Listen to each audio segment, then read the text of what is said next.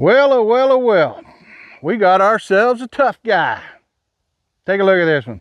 I come to Washington. I swear in on January 3rd. I get accused of giving insurrection tours, which I thought was hilarious because I couldn't even find the bathroom in the Capitol. True story. Then January 6th happens, and next thing you know, I organized the whole thing along with Steve Bannon here.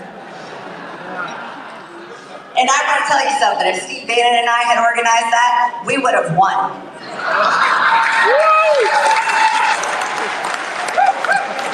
Not to mention, it would have been armed.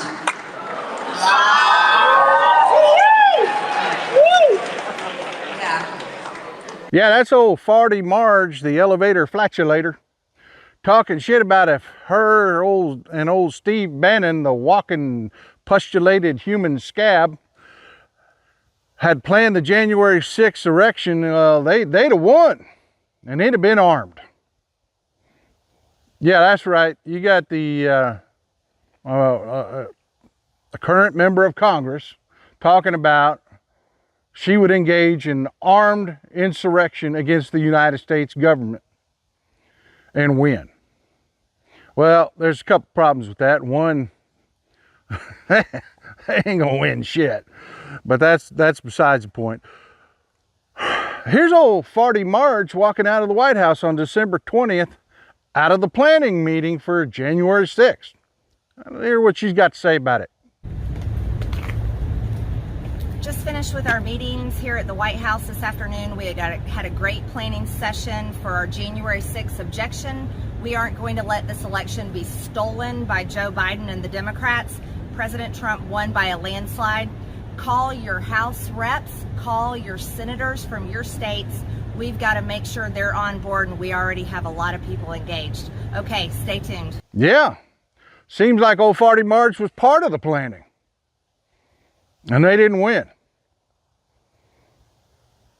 You know, folks, this is a fucking problem. Republicans are carving out little fucking safe spaces for themselves where they can sit there and they can talk about engaging in armed insurrection against our government and get applause lines. Yeah, that was folks like Roger Stone out in the audience there, and I mean, Rudy Giuliani was in the audience there, and they're all fucking cheering insurrection. That's why I'm telling you, folks, the Republican Party needs to go permanently. It needs to be ended. And all this talking, shit talking she's doing is about one thing and one thing only.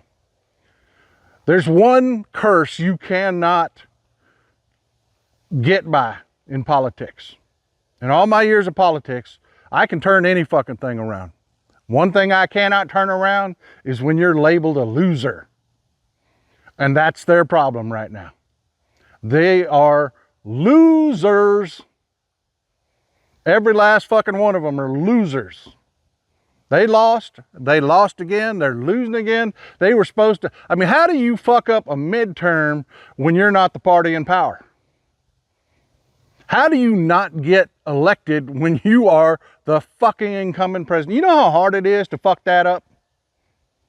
Do you know how hard it is for an incumbent president to lose? They're fucking losers. And that's what they're trying to avoid. That's why they're talking shit. That's why they're saying shit like, if I'd have just planned it, we'd have won. No, you wouldn't have. No, you fucking wouldn't have. And if you'd have showed up with fucking arms, attacking the Capitol, they would have, your fucking Mango Mussolini would have folded a hell of a lot faster than he did. And I guarantee you Mike Pence would have made that fucking phone call to the National Guard a hell of a lot faster than he did. And y'all would have been history.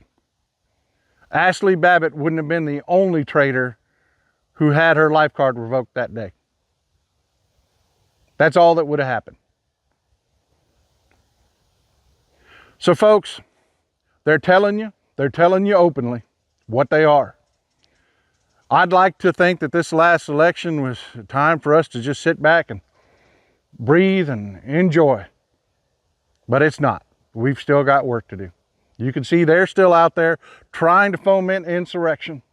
So we cannot take a break. I got to be out here banging it out every goddamn day because it is my mission in fucking life to end the Republican Party. And I need your help doing it. Folks, I need your help doing it. That's not hyperbole. When I say please hit the damn subscribe button, I mean that helps us get this message out a lot. That helps us a lot. And I don't mean monetarily because you don't pay shit for that subscribe button. All it does is help us get our message to you, and you, the next step, get the message out to other people. You know, folks, they're not quitting. They're not taking a break.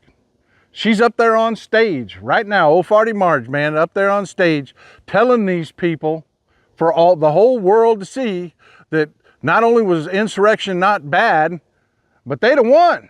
They'd have won. And the whole crowd claps. So yeah, folks, our work here isn't done. We are MeidasTouch. We are independent media, and we will call this shit out. But we need your help to get it out. So please, by all means, hit that subscribe button. I love you folks. So Texas Paul out. Y'all have a wonderful day. MeidasTouch is unapologetically pro-democracy. And look, we know you are too. So please make sure you check out our best-selling shirt and our best-selling gear, the unapologetically pro-democracy gear. And hey, while you're at it, make sure you check out my favorite shirt and one of our most famous designs. It wasn't rigged, you're just a loser. At store.meidastouch.com. That's store.meidastouch.com.